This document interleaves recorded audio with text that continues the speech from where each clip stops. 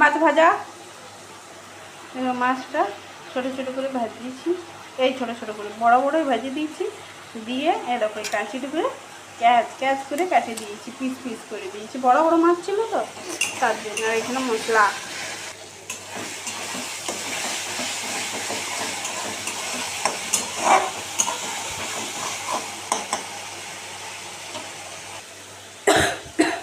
এটা আলু ভাতে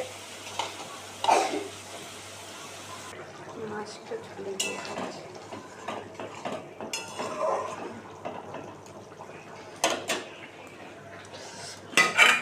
সানা হয়ে গেছে।